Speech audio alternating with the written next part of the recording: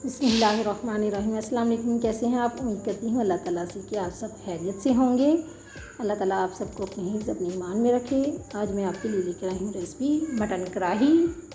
हमारे साथ रहें, हमारे चैनल को सब्सक्राइब कर दें। जो लोग न्यू हैं बेल नोटिफिकेशन को भी प्रेस कर दें ताकि हमारी हर आने वाली वीडियो आप तक आसानी पहुँच सके।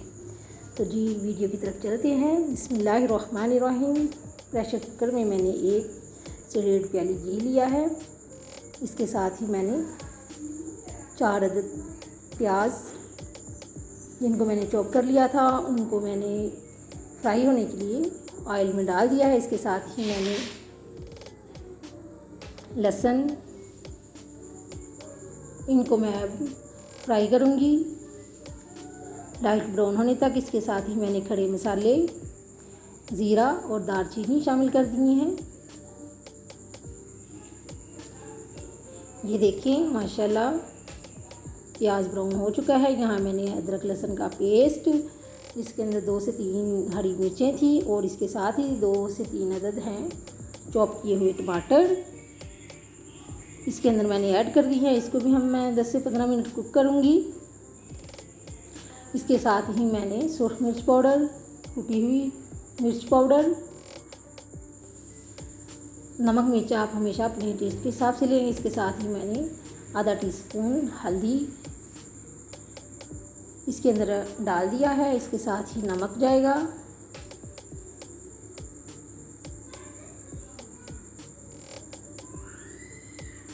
आप हमारी वीडियो को पूरा देखा करें, स्किप मत किया करें। मुझे कमेंट करके ज़रूर बताइएगा आपको मेरी ये वाली रेसिपी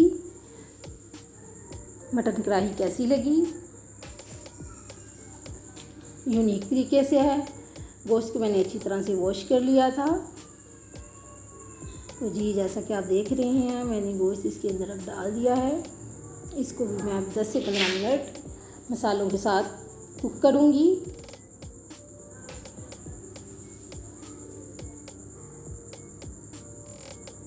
बनाती तो मैं कढ़ाई में ही, लेकिन थोड़ा हमें जल्दी थी, हमने कहीं जाना था, इसलिए मैंने प्रेशर कुकर का इस्तेमाल किया कि जल्दी से हमारी मटन कढ़ाई तैयार हो जाए। ये देखिए माशाल्लाह 10 से 15 मिनट गुजर चुके हैं। अब मैं 1 से 1.5 गिलास पानी का इसके अंदर डालूँगी ताकि गोश्त वगैरह गल जाए।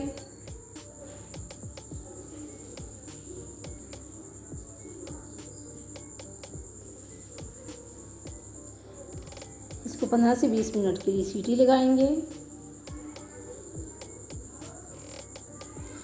ये देखें यहाँ 15 से 20 मिनट गुजर चुके हैं। यहाँ गोश्त भी गल चुका है। अब मैंने इसको ट्रांसफ़र किया है कढ़ाई के अंदर।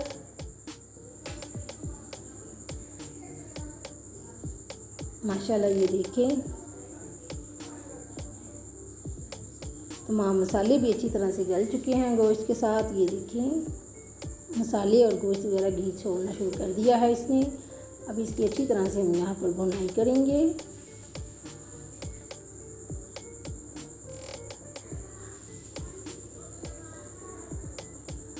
आप मटन कढ़ाई ज़रूर ट्राई कीजिएगा, इंशाल्लाह आपको पसंद आएगी।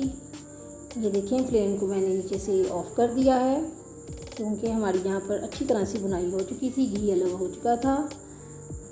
तो मैंने 3 से 4 अदद साबुत हरी मिर्चों का इस्तेमाल किया है, थोड़ा सा धनिया और अदरक के साथ हम गार्निश करेंगे। डिश आउट मैंने इसको नहीं किया, इसको हम कढ़ाई में ही रहने देंगे। इसको हम फिर सर्व करेंगे अपनों और अपने प्यारों को गर्मा गर्म रोटी और नान के साथ।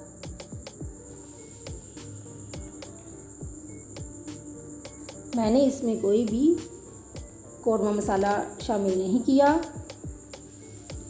काली मिर्च वगैरह शामिल की थी।